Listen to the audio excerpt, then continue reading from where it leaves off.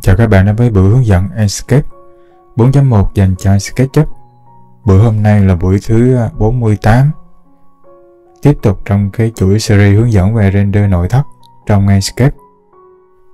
Mà những cái buổi trước mình có nói là trong Enscape nội thất đi sáng rất là nhiều cách, thì mỗi bạn đi mỗi cách, miễn sao các bạn kiểm soát được ánh sáng của các bạn đi là được. Những ánh sáng mà các bạn trợ sáng, bạn kiểm soát được cái thông số của nó cân bằng hài hòa tùy vào các bạn nha các bạn. Có nắng hay không có nắng, có rèm hay không có rèm, dùng HDRI nội thất hay là HDRI ngoại thất gì tùy. Có những người sử dụng trong nội thất người ta vẫn sử dụng HDRI ngoại thất rất là nhiều, người ta render vẫn đẹp.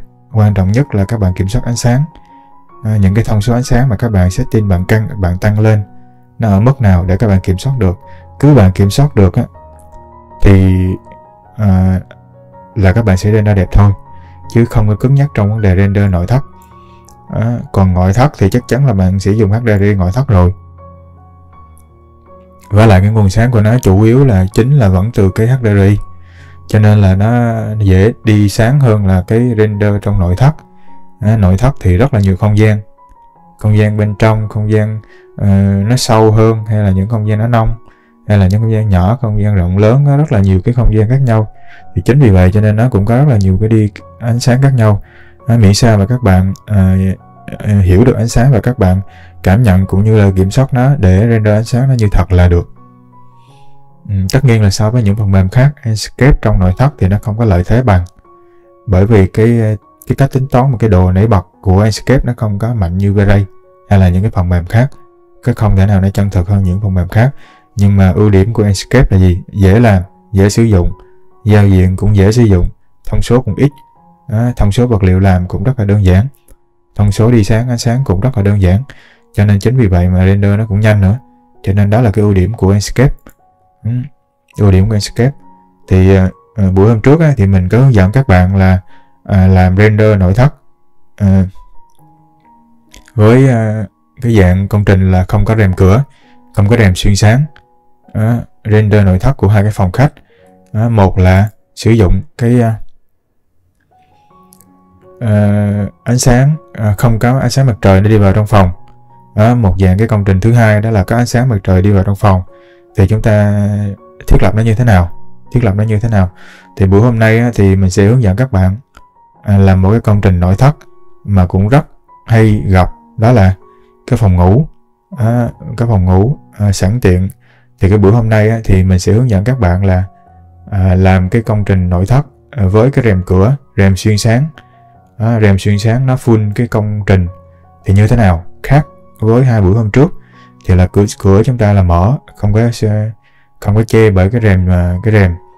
Buổi hôm nay thì mình sẽ sử dụng rèm xuyên sáng. Thì cái cách đi sáng của cái rèm xuyên sáng thì như thế nào? Cái này là cách đi sáng của mình nha các bạn. Bạn nào thấy hợp thì bạn nào cứ làm. Rồi, đây là một cái công trình mình đã thiết lập vật liệu sơ bộ rồi, hết rồi.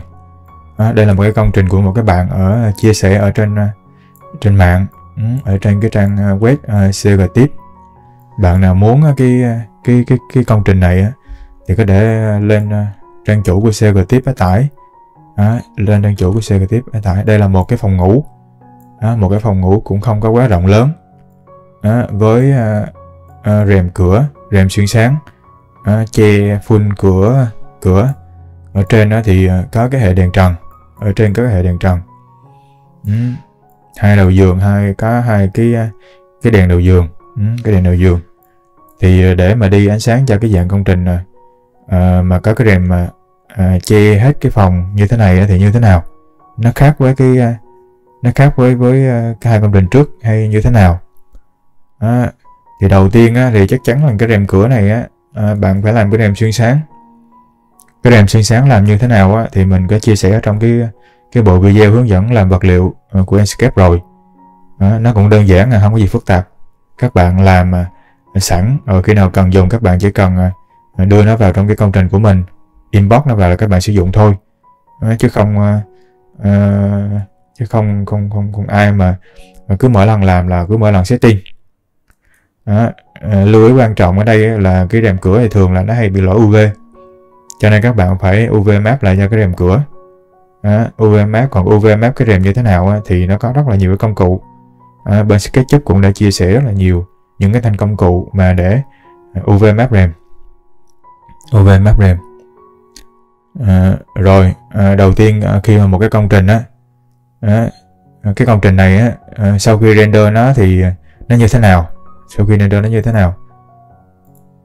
Đây là cái công trình mà mình sau khi mình render. Sau khi mình render cũng nét căng luôn, mình thấy nó như thế này là cũng ổn rồi, như thế này là cũng ổn. Như thế này cũng ổn. Phía ngoài này thì mình cho cái ánh sáng đèn nó tạo cái độ nảy bật cho cái hệ rèm cửa này, hệ rèm sáng này nó rực lên. Nó rực lên. Phía trong này thì nó hơi tối hơn cái phía ngoài này một xíu. Ánh sáng thì nó cũng tương đối sáng sủa. Đây là cái công trình này nè. Công trình này sau khi mình render bằng Enscape thì nó ra được như thế này. Bạn nào mà có cảm thấy mà cái gu của mình mà có thể phù hợp thì có thể là xem cái cách đi sáng của mình, xem cách thiết lập của mình để sau này có thể là sử dụng cho những cái công trình mà có cái rèm xuyên sáng. Có rèm xuyên sáng mình thấy như thế này là chất lượng cũng ổn, Enscape là cũng ổn, không đến nỗi nào. Chủ yếu là các bạn phải chịu khó làm vật liệu một xíu. Ở đây thì mình cũng không có làm vật liệu nhiều lắm đâu. Vật liệu chủ yếu là của cái file gốc của nó. File gốc của nó.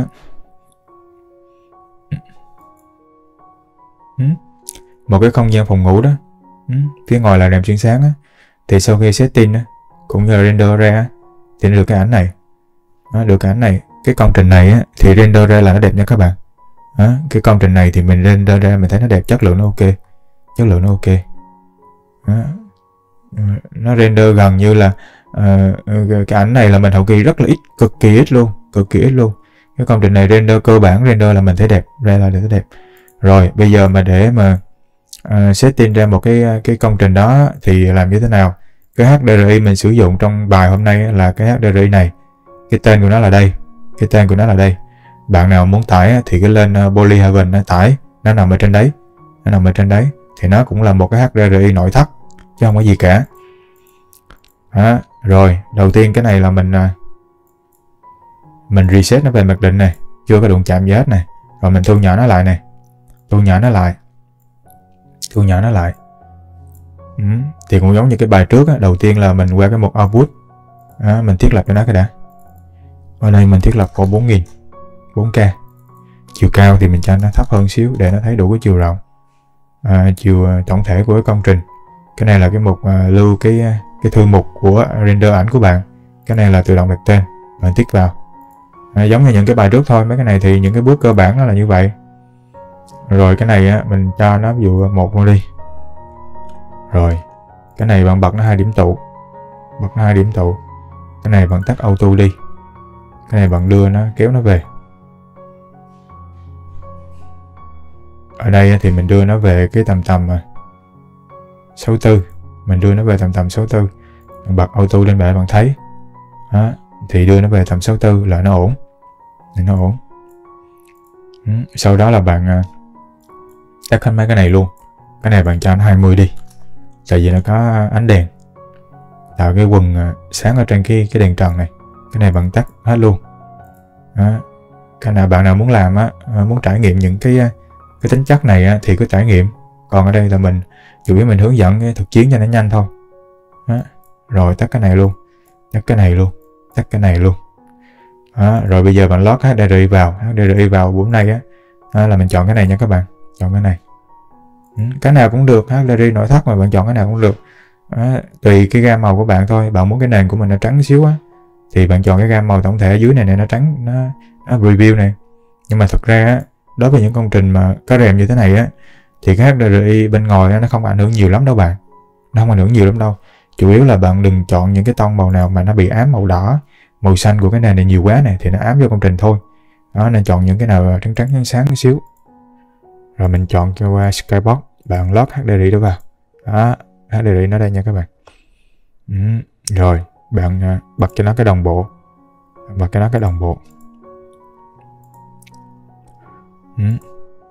Cái này á, đối với cái rèm á, nó không giống như là những cái công trình nội thất nó không có rèm. Có rèm á, thì bạn tăng cái cường độ này lên 20.000 này, mình thấy nó cũng có giá trị nhiều. Tại vì bản chất của mình là mình cũng không có muốn hướng sáng nó vào trực tiếp trong công trình mà, cho nên cái này mình thường đối với cái rèm có thể bạn để 5.000, 10.000 cũng được, 20.000 cũng được, bạn để cái nào cũng được, nó không có tác động nhiều lắm đâu. Không có rèm mình thấy mình không có đưa ánh sáng vào công trình mình đã thấy nó không có ảnh hưởng nhiều rồi, huống hồ chỉ có rèm. Mình đưa nó 5.000 thôi, mình không có đưa nó nhiều, nó không có ảnh hưởng nhiều đó. Có rèm không có rèm thì khác nha, còn có rèm thì bạn cứ để 5.000 đi, 10.000 cũng được, không sao. Rồi cái này bằng bây giờ nhiệm vụ của mình là mình muốn để mình đưa cái mình ẩn cái này đi, cái đã này, ẩn cái này đi, tắt cái đồng bộ đi, tắt cái đồng bộ đi, kéo cái này về không luôn, mình không có sử dụng ánh nắng mặt trời. Mình xoay cái này đi, bạn xoay như bữa mình nói mình thì thường mình setting mình không có cho cái ánh sáng của cái công trình nó vào trong công trình nhiều quá. Thường là mình sử dụng cái trợ sáng thôi, tại vì cái ánh sáng trực tiếp của cái HDRI nó vào công trình thì mình tăng cái này lên cao này thì nó tạo ra cái nó rất là dễ tạo ra cái vùng cháy ở dưới sàn và dưới trần, tùy cái HDRI nha, tùy cái HDRI. Nhưng mà đa phần cái HDRI thì khi mình tăng cái này lên 20.000 nó bị ảnh hưởng cái vùng sát cửa này, nó cháy nhiều quá, cho nên thường là mình không có muốn đưa cái ánh sáng của HDRI nó vào trực tiếp. Bạn nào thích đưa cũng được, không sao, nên bạn kiếm cái HDRI nào mà khi bạn đưa ánh sáng vào mà những cái vùng cận này nó không có quá cháy, hoặc là bạn đưa cái cường độ cái này về 10.000 thôi, 7.000 thôi, bạn tăng cái này lên đều được, có nhiều cách đi chứ không nhất thiết phải là có một cách đi. Bạn thích đi cách nào cũng được, tùy các bạn. Cách đi này thì thường nó dễ kiểm soát hơn. Mình thì mình hay làm cách này để nó dễ kiểm soát, tại vì mình đẩy cái ánh sáng nhân tạo vào thì cái ánh sáng nhân tạo mình muốn chỉnh sao cũng được. Bạn tăng tới cái nào mà ánh sáng nhân tạo nó vào trong phòng đủ là bạn dừng, cho nên nó rất là dễ hiệu chỉnh hơn, và lại là nó không có cháy cái vùng này, cho nên thường là mình hay là ít có đưa ánh sáng của HDRI vào. Như 2 bài trước mình có chia sẻ, thì cái này bây giờ bạn tăng sao cũng được, bạn tăng miễn sao nó không có vào. Gần như cái HDRI này mình để cường độ 5.000 thì mình thấy nó không có vào lắm đâu. Như cái này là cái này nó không cháy này, như cái vùng này như cái khi mình xoay hướng này thì bắt đầu cái này nó xuất hiện những cái vùng sàn ở dưới này, bắt đầu nó xuất hiện những cái vùng trắng này. Nếu mà chút nữa mình tăng cái độ phơi sáng lên là cái này rất là dễ bị bệt và bị cháy. Cho nên mình chọn hướng nào mà nó không có vào luôn đi. Cho nó hướng này cũng được, cho nó hướng này cũng được, cho nó sáng sáng một chút, đừng có tối quá, cái kia nó tối quá. Rồi cho nó vừa đi, tại vì có rèm cái này nó cũng không ảnh hưởng nhiều đâu. Nhưng mà đừng để cho nó vào trực tiếp, đôi khi có rèm đi nữa thì nó vẫn bị xuyên qua cái lớp rèm nó ảnh hưởng vô cái không gian bên trong nhiều. Mình nói lại, mình thường đi sáng trong nội thất là mình không có cho cái ánh sáng của HDRI nó ảnh hưởng trực tiếp với trong công trình của mình quá nhiều. Thường mình cho nó vừa vừa, hoặc là không cho nó vào, để khi mình tăng cái độ phơi sáng lên thì thường hai cái vùng này nó không bị quá cháy, không bị quá cháy. Còn có một số bạn đi cho cái hướng ánh sáng nó vào trong công trình nhiều, và cái này bạn tăng lên không quá nhiều cũng được, không sao cả. Thì nếu bạn kiểm soát được thì bạn cứ làm theo cách đấy. Cũng giống như mình nói trong cái ngoại thất cũng vậy, có hai dạng. Một dạng là bạn tăng cái độ phơi sáng lên, bạn giảm cái cường độ mặt trời và cường độ bầu trời xuống. Cái dạng thứ hai là bạn không có tăng cái độ phơi sáng quá nhiều, nhưng mà bạn tăng cái cường độ bầu trời và mặt trời lên, miễn sao mà bạn cân bằng giữa hai cái kiểu này. Bạn tăng cái phơi sáng thì bạn giảm hai cái kia, mà bạn giảm hai cái kia thì bạn tăng cái phơi sáng. Tùy vào cái công trình của mình, tùy vào cái hình khối nữa, cái góc chiếu quay hướng trái hướng phải hay là chính diện nữa, nó không có một cái thông số cố định. Cũng là một cái HDRI đấy, cũng là một cái setting đấy, nhưng mà nếu như bạn dùng cho công trình này thì đẹp, nhưng mà bạn quen công trình khác, những cái công trình khác thì bố trí hình khối cây cối khác thì nó lại không đẹp. Cho nên cái này là tùy vào cảm quan của mỗi người. Có những cái công trình sử dụng HDRI này đẹp, Nhưng mà qua công trình khác sử dụng HDRI đó là không đẹp. Cho nên mình nói lại có hai cách. Một là các bạn tăng cái này, bạn tăng cái độ phơi sáng lên, bạn giảm ảnh hưởng của cái cường độ bầu trời. Hai là bạn tăng cái ảnh hưởng của cường độ cái HDRI mà bạn giảm cái độ phơi sáng lại. Mình á, để mà dễ kiểm soát á, tại vì trong nội thất mình dùng cái trợ sáng của cái đèn nhân tạo nhiều á, cho nên thường là mình ít cho nó ảnh hưởng bởi cái cường độ HDRI. Nhưng mà mình tăng cái độ phơi sáng lên. Thì giống như hai bài trước này, bài này mình cũng làm như vậy. Rồi sau khi mà bạn chọn cái hướng á, mà bạn cho nó ít ảnh hưởng của cái cường độ cái HDRI vào rồi á, thì bạn thì ngồi như cái hai bài trước á, thường là nếu mà cửa mở á, thì mình tăng cái này cao. Còn cái này mà khi có rèm rồi á, thì bạn tăng cái này cao hay không tao nó không ảnh hưởng quá nhiều đâu. Nhưng mà mình cũng tăng cho nó rực, cho nó sáng một xíu. Rồi tiếp theo là bây giờ mình tăng cái độ phơi sáng này, cái này mình tắt không luôn nè. Chút nữa bạn nào mà muốn cá sinh á, có ánh máy mặt trời vào á, thì giống như cái bữa trước thôi, mình cũng có làm rồi, y chang vậy. Bạn tắt cái đồng bộ rồi quay hướng mặt trời thôi là nhanh nhất. Rồi bây giờ cái này mình tăng lên này.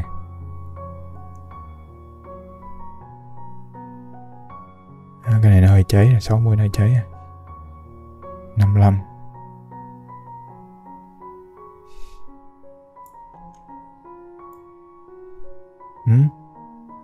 Bạn cho nó vừa vừa vậy thôi. Cho nó vừa vừa vậy thôi. Cho nó vừa vậy thôi, đừng có cho nó nhiều quá. Nhiều quá là nó cháy mấy cái này nè. Nó cháy mấy cái này nè. Tại vì chủ yếu của mình là cân bằng sơ bộ mà, rồi sử dụng cái đèn nhân tạo là nhiều. Cái đèn nhân tạo là nhiều. Tại vì cái rèm cửa thì đèn nào mình cũng kiểm soát nó bằng ánh sáng đèn nhân tạo mà. Cái này mình tăng lên 56 này. Bạn để 55 cũng được, không sao. 55 cũng được. Nhưng mà 55 thì nó hơi tối, mình tăng nó lên 56 một xíu. 57 thì nó hơi rực. 57 cũng được, không sao cả. Tại vì bạn thấy không, tăng lên nó không lo ảnh hưởng nhiều, có rèm mà. Rồi cái này mà để 56 nha, bạn cũng nên để như này. Thì thực tế ra thì nó không có rèm mà ánh sáng nó không có vào trực tiếp công trình, thì cái không gian của mình nó tối vậy thôi. Chứ đâu thể nào mà nó ánh sáng ở đâu ra mà nó tự nhiên nó sáng được. Mình tăng 56 thôi, mình tăng 57 cũng được. Miễn sao mà 57, 58 này. Vậy cũng được, không sao. 60 cũng được. Nhưng mà 60 mình nghĩ là 60 nó sẽ rực quá rồi nè. Mình để 56 thôi.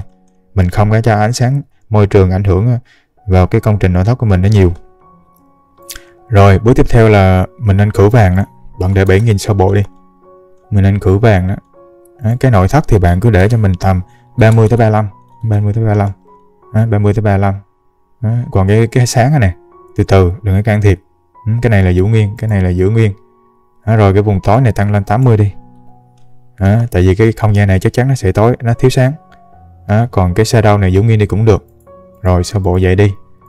Sau khi bạn setting sơ bộ thì có như vậy. Có rèm á, thì thông thường là ánh sáng nó không có vào như vậy nhiều đâu. Mình đã không quay cái hướng HDRI vào rồi. Bây giờ bạn quay hướng HDRI khác này. Do mình tắt cái sinh đi á, thành ra là cái này nó cũng không có bị ảnh hưởng nhiều. Kệ nó. Thì sơ bộ mà sau khi bạn cân bằng cái ánh sáng của HDRI và cái độ phơi sáng rồi á, thì bây giờ không có ánh sáng vào công trình á, thì công trình của mình nó tối bây giờ nhiệm vụ của mình là bây giờ phải đặt những cái đèn để mà làm cho cái cung cấp cái nguồn sáng xuyên qua cái lớp rèm này vào công trình. Thì đối với công trình trước á, nếu mà có cửa mà không có rèm á, thì thường là mình sử dụng cái đèn spot tạo giống như cái mặt trời nhân tạo, mình đẩy ánh sáng nó vào trong công trình.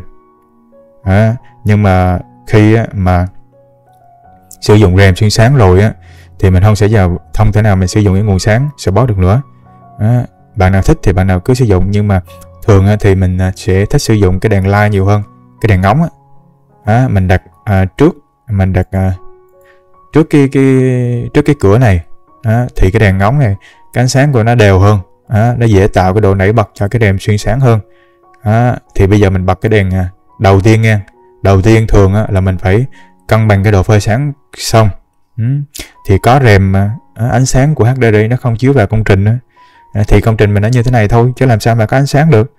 Thì bạn cứ mường tượng đi, nếu mà không có ánh sáng buổi chiều đi thì cái công trình của mình tất nhiên nó phải tối rồi.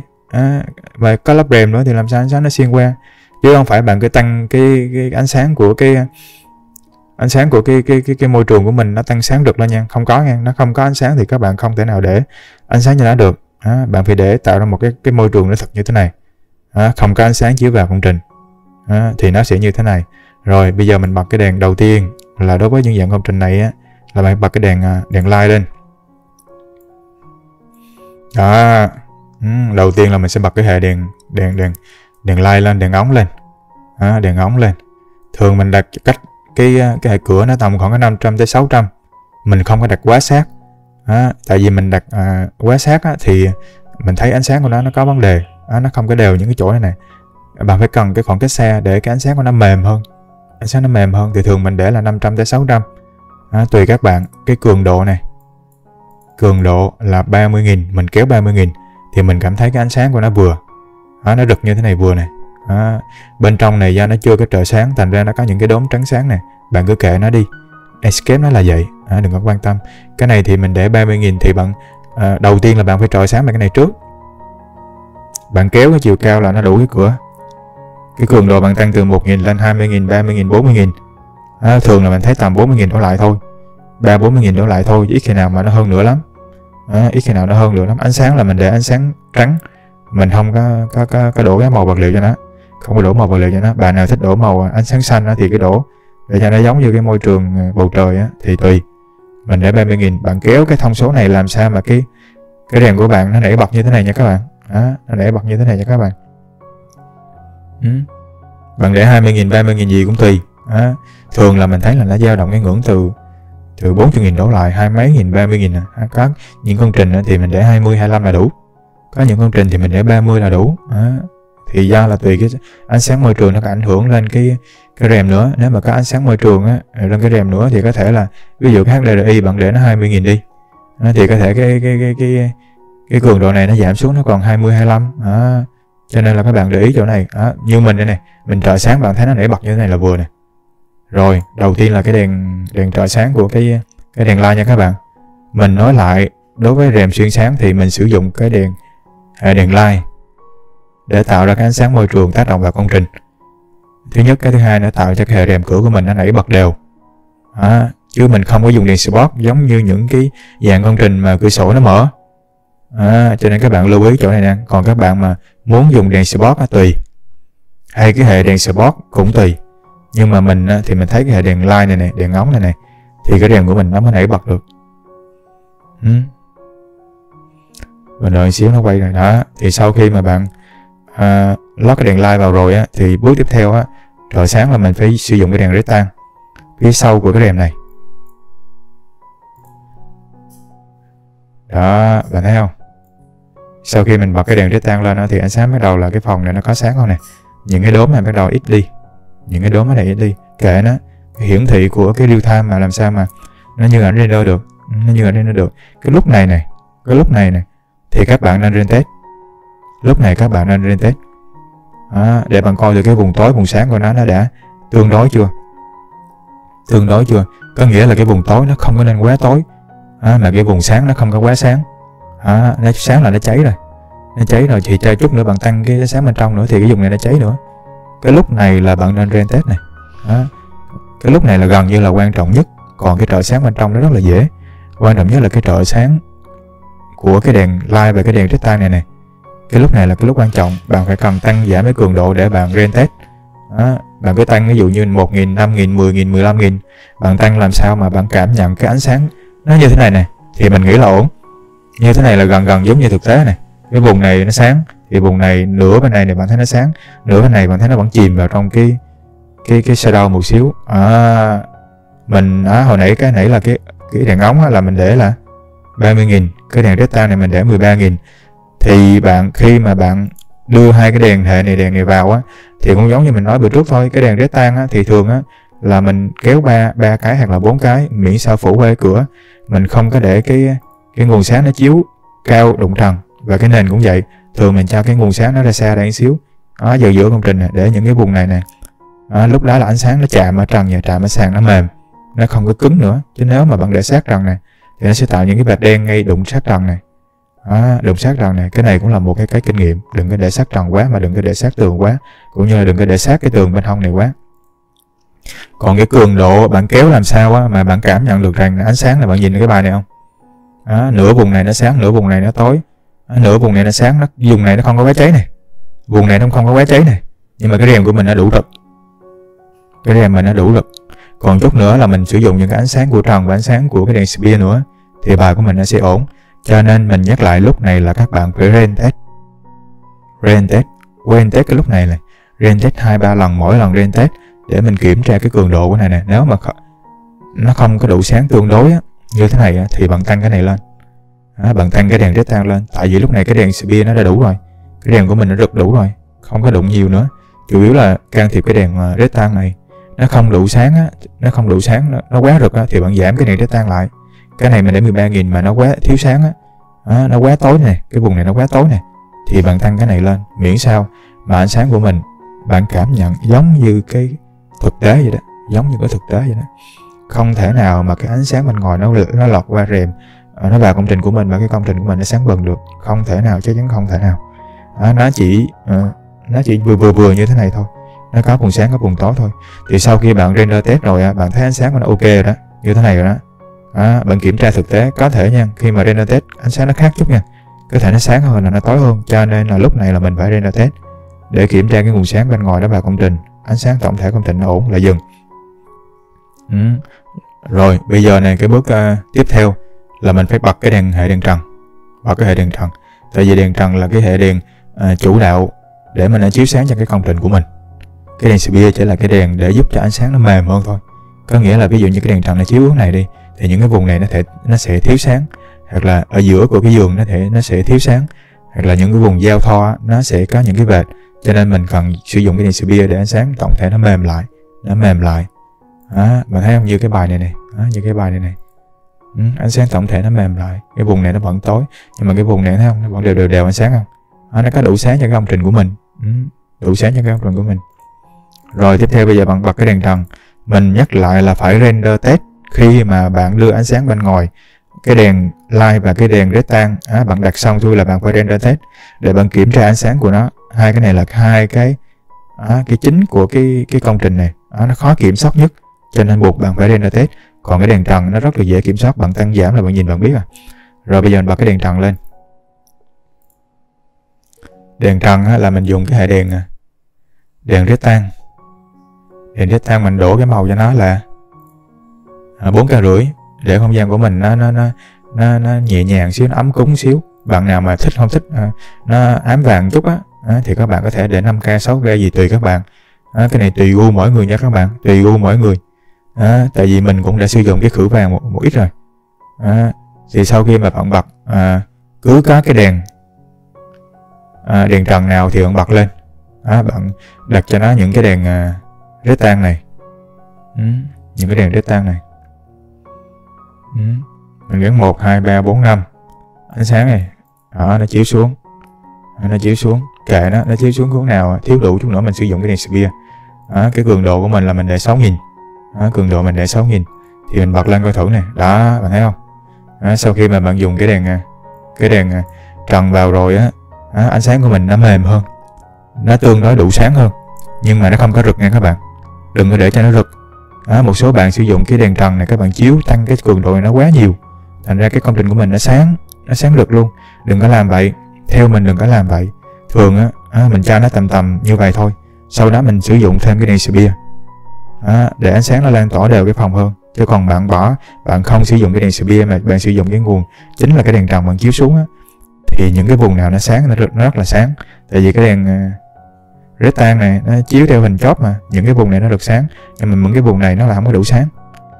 Cho nên thì cái 50% ánh sáng tổng thể thì là dùng cái đèn trần, nhưng mà 30% còn lại thì bạn nên sử dụng ánh sáng từ đèn Sphere, còn 20% còn lại thì bạn sử dụng cái ánh sáng của bên ngoài vào. Bạn cứ cân bằng theo cái thường là mình sẽ cân bằng theo cái kiểu như vậy. Thì khi bật cái đèn trần lên bạn cho ánh sáng nó mềm như thế này nè, nó vừa thôi, nó đừng có rực, nó vừa thôi. Mình cũng thường hay làm cho nó vừa thôi, mình không muốn cho nó rực. Như thế này là được. Bạn tăng lên từ 1.000, 2.000, 3.000, 4.000, 5.000. Bạn để ý nha, cho nó vừa như thế này thôi, đừng có để cho nó rực. Cho nó vừa như thế này thôi. Sau khi mà nó vừa như thế này rồi thì bây giờ bạn phải dùng cái đèn Sphere. Bạn dùng cái đèn Sphere. Bạn nhớ nha, nhớ là cho ánh sáng nó vừa thôi, đừng có cho nó quá rực. Mình thấy các bạn đi ánh sáng đèn trần tăng cường độ đèn trần lên, cái nhìn công trình của mình nó rực sáng luôn. Đừng có làm vậy. Làm vậy thì nhìn công trình render của mình nó rất là giả, nó không có thiệt. Bạn có để cho nó vừa vừa này, thực tế nó cũng vừa vừa vậy này. Sau đó bạn bật cái đèn spear lên. Ở giữa công trình mình sẽ đặt một cái đèn spear. Bạn nhớ tăng cái ánh sáng này cho nó vừa. Đèn spear.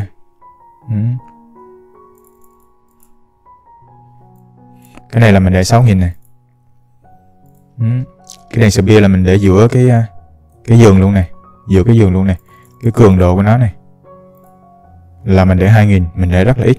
Bạn nào mà muốn cái công trình, tại vì cái gam màu của cái công trình này mình muốn nó trầm. Bạn thấy không? Nó trầm, nó không có quá sáng rực. Bạn nào muốn sáng rực thì bạn nào cứ tăng lên.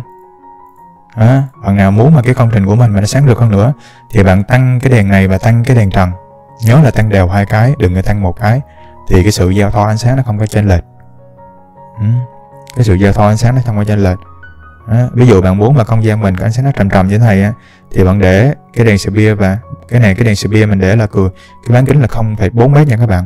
Nhớ là khi sử dụng cái đèn spear trợ sáng thì tăng cái bán kính của nó lên. Đừng có để cho nó bằng không, và đừng có tăng nó lên 1 tới 1,5 mét. 1 tới 1,5 mét là những cái trần nó tạo ra những cái vạch đốm này. Nó càng bự thì nó giao với những cái trần, hay là nó giao với cái giường, cái vải này, nó sẽ tạo ra những cái vạch đốm. Thường là mình để 0.4, 5, 6, 7. Cái này là do nó có cái giường này, chứ không thôi là nó không có cái giường thì mình để nó giữa công trình thì mình có thể tăng lên là 0.5, 0.6 và 0.7 đều được. Còn khi mà bạn tăng ánh sáng cả cái phòng lên thì bạn phải tăng ánh sáng của cái đèn spear và tăng ánh sáng của cái đèn trần. Tăng đều 2 cái thì ánh sáng của mình nó mới kéo đều lên được, nó sáng đều lên được. Chứ còn bạn tăng một trong 2 cái này, bạn tăng mạnh lên cái đèn spear này, mục đích của nó này, nó ánh sáng nó sẽ cho tỏ đều các phòng, các vị trí hết của phòng. Mà cái đèn light này nó không có tới được. Đèn light nó chỉ chiếu đúng cái vị trí đó thôi. Còn có những vị khác thì ánh sáng nó sẽ lan tỏa ra rất là ít, nó không có nhiều. Những khu vực nào được chiếu thì nó sẽ sáng rực, mà những khu vực nào không được chiếu thì nó sẽ không có đụng tới. Cái đèn spear này mục đích là khử và tăng những cái vị trí mà ánh sáng của cái đèn trần nó không có tới được, và lại nó làm mềm đi những cái vệt sáng của. Nếu bạn tăng những cái đèn rectangle này nhiều này thì trần này nó sẽ có những cái vệt này. Trần nó có những cái vệt này, những vị trí này nó có những cái vệt rất là rõ nét. Mình thì mình không muốn vậy, cho nên thường mà để mà cái cường độ cái này mình để vừa, và mình sử dụng cái đèn spear để mình bù sáng cho tổng thể những cái ánh đèn trên trần xuống, để những cái vệt ở trên trần nó không quá rõ nét ở trên tường. Ví dụ như bạn thấy không? Những cái này nó cũng có sáng này nhưng mà nó không có quá rõ nét. Hay những cái này cũng vậy này, nó cũng có vệt sáng này nhưng mà nó không có quá rõ nét. Bởi vì mình giảm cái cường độ này của cái đèn trần xuống, nhưng mà mình sử dụng cái đèn spear để mình bù sáng cho cái ánh sáng tổng thể của cái đèn nó tạo nên, thì cái bài của mình nó mới mềm được. Cho nên đây là một cái lưu ý. Thường là cái đèn spear này các bạn ít sử dụng lắm, các bạn cũng không có biết nhiều tác dụng của nó đâu, nhưng mà nó là một trong những cái đèn mà sẽ giúp cho chúng ta là bù sáng cho cái đèn ánh sáng của từ trần xuống. Thay vì chúng ta tăng cái cường độ của cái ánh sáng của mỗi cái đèn trần này, hay là những cái đèn downlight này, bạn tăng lên 10.000 thì cái phòng mình nó mới đủ sáng. Thì bây giờ cái cường độ sáng của nó bạn chỉ để 6.000 thôi. Còn lại bạn dùng cái đèn spear, bạn sử dụng cái đèn spear, bạn tăng ánh sáng cho cái đèn spear 2.000 thì nó sẽ cân bằng lại, và những cái ngóc ngách này kia thì những cái đèn spear nó sẽ chiếu tới, nó đủ sáng cho bạn. Thì khi bạn render cái công trình mình ra thì nó mới được, nó mềm như thế này được. Còn nếu mà bạn thử đi, nếu mà bạn không sử dụng cái đèn spear mà bạn chỉ sử dụng cái nguồn sáng từ cái đèn trần, bạn tăng cho nó đủ sáng như thế này thì chắc chắn là nó sẽ tạo ra những cái khu vực sáng tối nó rất là khó chịu. Tùy mỗi người nha các bạn. Những người nào mà thích tạo những cái vệt bóng ở trên, những cái vệt chiếu sáng ở trên tường này thì cứ đừng sử dụng đèn spear, sử dụng tăng cái cường độ của cái đèn rectangle thôi là được. Cái này thì mình không phải là cái chuẩn, nhưng mà cái là cái cách mình hay đi sáng để mình muốn cái ánh sáng nó đều, mà nó không, những cái đèn trần này nó không có tạo ra những cái vùng sáng tối nó chênh lệch quá nhiều. Bằng cách mình bù sáng cho nó, mình giảm cái cường độ của đèn trần chung hết luôn. Đèn rectangle, đèn spot gì đó, dùng cho cái đèn downlight gì cũng vậy, cái nguyên tắc gì cũng vậy. Mình không có tăng cái cường độ đèn trần quá nhiều, mà mình sử dụng cái đèn spear để bù sáng cho nó, để ánh sáng không gian của mình nó mềm hơn. Thì sau khi bạn đưa cái đèn spear vào tổng thể trong công trình bạn tăng cái bán kính của nó lên 0.4, 0.5 gì đó, đừng có để cho nó tạo những cái vệt đốm ở trên sàn và trên trần là được. Sau đó bạn tăng cái cường độ của nó lên, miễn sao mà cái không gian của bạn nó vừa vừa ánh sáng như thế này. Còn nếu bạn muốn ánh sáng mình nó tăng mạnh, nó sáng rực hơn nữa, thì bạn cứ tăng ánh sáng của trần và tăng ánh sáng của cái đèn sợi bia, đều tăng hai cái này, để cho ánh sáng nó kéo lên tổng thể luôn. Đừng có tăng hết, đừng có tăng một cái, tăng là tăng hai cái. Ví dụ cái này 2.000 đi, bạn tăng lên 2.500, cái này 6.000 đi, bạn tăng lên 7.500. Cái kiểu như vậy thì ánh sáng của mình nó sẽ kéo tổng thể lên luôn, và bài của mình nó mềm tổng thể lên luôn. Sau khi mà gần như là đặt ánh sáng đủ cho cái phòng rồi đó, thì bây giờ mình đặt những cái vị trí điểm nhấn, mình đặt những cái đèn H cho cái đèn thì nhiệm vụ còn lại là bây giờ mình bật cái đèn H thôi. Đèn H thì ở đây bạn sử dụng đèn nào cũng được. Ví dụ như cái đèn này thì bạn sử dụng cái đèn spot cũng được. Nhưng mà mình muốn sử dụng cái đèn bia để cái trao đèn nó sáng xíu. Còn cái cường độ bạn muốn tăng nhiêu tùy bạn. Bạn muốn tăng nhiêu tùy bạn. Ví dụ như cái này mình cũng đặt cái đèn bia vào, mình thấy nó tạo những cái vệt bóng. Ánh sáng mình để ánh sáng vàng vàng xíu, cái này như 2.200 2K2 Cái này thì không phải là ánh sáng chính, nó cũng không ảnh hưởng tới công trình nhiều, nó chỉ là điểm nhấn thôi. Cho nên các bạn tăng sao tăng, miễn sao cảm thấy ánh sáng nó vừa vừa là được, tùy vào công trình, tùy vào cái sự va chạm của nó, cái cản trở ánh sáng nữa. Thì bạn tăng miễn sao mà nó tạo những cái vệt bóng. Ví dụ như cái này mình tăng mạnh hơn nữa thì nó sẽ tạo những cái vệt bóng ở trên này nè.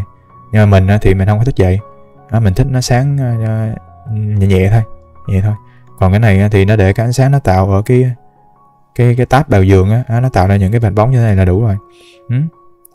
Một cái bài setting phòng ngủ mà có rèm xuyên sáng, full rèm thì đi như thế nào thì mình hướng dẫn rồi đó. Đơn giản chỉ có vậy. Sau khi như thế này rồi, để mình coi lại cái này xong nè. Nhớ cái cường độ HDRI mà có rèm sáng bạn tăng bao nhiêu cũng được, không cần nhất thiết phải tăng lên 20.000 đâu, tại vì nó cũng không ảnh hưởng nhiều lắm đâu. Mình đã quay hướng ngược sáng rồi mà. Thứ hai nữa là có rèm nữa thì nó cũng không ảnh hưởng nhiều. Chủ yếu là bạn tăng cái này lên nè, thường cái này 56, 57 đổ lại thôi. 56, 57 đổ lại thôi. Như hồi nãy là mình có test các bạn thấy. Rồi còn cái này thì 35, cái này thì mình giữ nguyên nó đi. Mình không muốn nó rực, cái rèm này đủ rực rồi. Rồi cái này để cho nó những cái đèn này nó có những cái quần sáng. Cái này thì tăng lên 80 để những cái vùng dưới này nó đủ sáng này, nó không có quá tối. Còn cái này giữ 50 mặc định cũng được. Rồi đây là cách đi sáng của cái phòng ngủ mà cái rèm xuyên sáng. Đối với phòng khách mà có rèm xuyên sáng cũng y chang vậy. Không khác gì mấy đâu. Cái phòng khách mà cái rèm xuyên sáng thì bạn cũng đi sáng như vậy, trợ sáng bên ngoài bằng những cái đèn light. Phía sau rèm xuyên sáng hay rèm xuyên sáng là sử dụng cái đèn rectangle. Quan trọng nhất là sau khi đặt cái đèn light và đèn rectangle ánh sáng bên ngoài vào thì lúc này bạn phải render test. Để bạn kiểm tra ánh sáng bên ngoài nó vào công trình nhìn nó đã chân thực chưa, rồi bạn mới trợ sáng. Đừng có đi hết đèn rồi mới render test nha các bạn.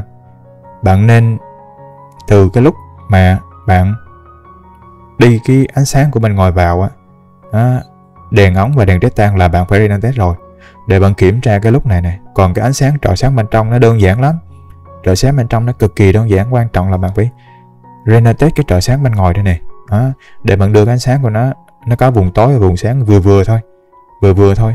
Đừng có cho nó quá rực mà đừng có cho nó quá tối, tại vì chút nữa bạn đi cái ánh sáng này xong này, bên trong xong này, bạn cảm thấy cái rèm nó không có đủ rực thì bạn ra ngoài bạn tăng cái cường độ của cái đèn light lên. Bạn tăng lên ví dụ như 30.000, bạn tăng lên 35.000 để cho cái này nó rực hơn xíu. Hay là cái vùng này bạn muốn nó cháy hơn chút thì có thể bạn tăng cái đèn rectangle lên. Nhưng mà cái lúc mà đặt cái đèn light và đèn rectangle này xong thì bạn phải render test. Mình nhắc lại cái chỗ này quan trọng nha. Sau khi mà đặt cái đèn light và đèn rectangle vào rồi xong thì bạn buộc phải render test để mà kiểm tra cái ánh sáng bên ngoài và trong công trình nhìn nó đã chân thực, nó hợp lý chưa, rồi mới đặt cái đèn trợ sáng bên trong. Đèn trợ sáng bên trong lưu ý là khi mà cái đèn trần đèn spot hay là đèn rectangle thì phải dùng những cái đèn Xperia để trợ sáng tổng thể. Và khi mà muốn ánh sáng nó tối đều thì phải giảm hai cái này đều. Mà nếu muốn ánh sáng nó tăng cường độ, nó tăng đều, nó sáng đều cái phòng lên nữa thì phải tăng hai cái này lên đều. Nên nhớ là tăng hai cái này lên đều đừng có tăng một cái, đừng có tăng một cái. Như cái này là bạn tăng nhiều á thì cái vải nó sẽ ở dưới này nó sẽ cháy, xuất hiện cái vệt cháy. Còn nếu mà cái đèn rectangle này bạn tăng nhiều á thì ở trên trần này, những vào chỗ này nè, nó sẽ xuất hiện những cái vệt cháy sáng nhiều hơn. Cho nên hai cái này tăng là phải tăng đều để ánh sáng cả cái phòng nó tăng đều, đừng có tăng một cái. Mình nhắc lại, đừng có tăng một cái. Cái hai cái này thường là đi chung một cặp, tại vì cái đèn trọi sáng này bằng rectangle và đèn spot không thể nào mà nó tạo ra ánh sáng mềm đều hết được, cho nên phải dùng cái đèn spear để mà giống như mình nói đó. Ví dụ như khi bạn dùng cái đèn spot á, bạn chiếu sáng vào trong công trình á, nó tạo ra những cái bóng mờ mờ này. Nếu như bạn không dùng cái đèn rectangle á, bạn trọi sáng á, thì những cái vết sáng mờ mờ này, bạn thấy không, nó rất là rõ nét. Nhưng mà nếu bạn sử dụng cái đèn rectangle mà trọi sáng sau cửa thì những cái vệt bóng mờ mờ mà do cái đèn spot nó tạo ra ở những cái bài trước á, thì nó sẽ mềm bớt, nó xóa bớt. Khi mà bạn sử dụng cái đèn spear bên trong nữa thì những cái vệt bóng này gần như ít đã thấy. Cho nên bạn đừng có sợ, Thì mình nói lại là trong Enscape nó dễ làm, nhưng mà để mà làm ánh sáng tổng thể nó mềm á, không phải là nó dễ làm, nó cũng cần một vài kinh nghiệm, để mà thì đây là một trong những kinh nghiệm mà mình đã làm rồi, mình cảm thấy nó ổn thì mình chia sẻ với các bạn. Còn các bạn có nhiều cách đi sáng khác á, thì bạn cứ đi, không có gì cả. Thì sau khi mà bạn setting như thế này rồi, ánh sáng bên ngoài vào và ánh sáng trong phòng tổng thể nó cân đối hài hòa đó, thì bạn nhấn vô render thôi. Thì mình show lại đây này, đây là cái mục đầu tiên này. Mục đầu tiên, đây là mục thứ hai, đây là mục thứ ba, đây là mục thứ tư, đây là mục thứ năm. Đây là 5 cái mục mà sau khi mình đã chỉnh xong. Còn những cái thông số đèn thì mình đã chia sẻ rồi, mình không có giấu giếm bất kỳ cái gì cả. Có bao nhiêu đèn á, thì mình bật bao nhiêu đèn hết rồi. Có bao nhiêu đèn mình bật bao nhiêu đèn hết rồi. Cái đèn spear á, cái bán kính như thế nào mình cũng hướng dẫn rồi. Như thế này là bạn render thôi, bạn nhấn cái bật bạn render xong là ra cái hình render như này thôi. Ánh sáng bên nồi này nó sáng hơn xíu, bên trong này nó tối hơn xíu. Tổng thể là như thế này thôi. Ok, mình thấy như thế này là ok rồi, ổn rồi. Như thế này đủ dùng rồi. Bạn nào làm thì thấy cái cách này đi sáng hay thì có thể là cứ đi theo cái sáng này. Chủ yếu là các bạn phải cân bằng ánh sáng phía ngoài, phải render test sau khi mà bạn trọi sáng. Và quan trọng mà khi mà bạn trọi sáng bên trong, tổng thể bên trong là bạn phải cân bằng giữa cái ánh sáng từ trần xuống và ánh sáng của đèn spear. Quan trọng chỉ có hai cái chỗ đó thôi. Nhớ là render test sau khi mà trọi sáng bằng cái đèn light và đèn rectangle. Thấy không? Render nó cũng ok. Đây là cái file của một cái bạn chia sẻ, thì mình thấy chia sẻ trên CG tiếp, thì mình lấy về, mình tải về mình làm thôi.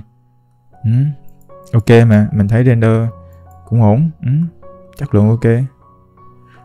Tuy là nó không có thể là chân thực bằng mấy phần mềm khác, nhưng mà mình thấy tổng thể là nó không ổn.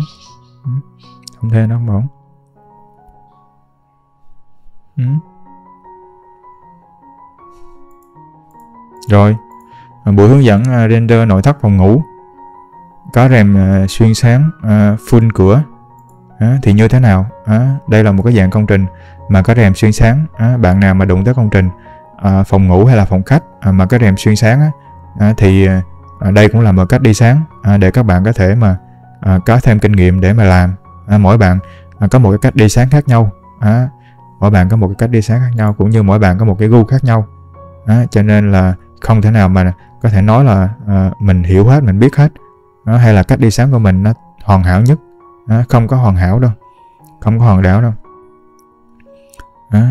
Đây là một cách đi sáng. Rồi buổi hướng dẫn Enscape 4.1 render nội thất của công trình có rèm xuyên sáng đến đây là kết thúc. Cảm ơn các bạn đã xem video. Nếu mà những kiến thức của mình chia sẻ có ích thì các bạn hãy like cũng như là đăng ký kênh, chia sẻ video để ủng hộ kênh. Rồi, chào tạm biệt các bạn. Chúc các bạn render được nhiều cái công trình đẹp. Đây là một trong những cái cách đi sáng mà mình chia sẻ theo cái cách mà mình hay đi. Mong là có thể giúp ích được một phần nào đấy trong quá trình làm việc cũng như là học tập của bạn. Rồi, chào tạm biệt các bạn.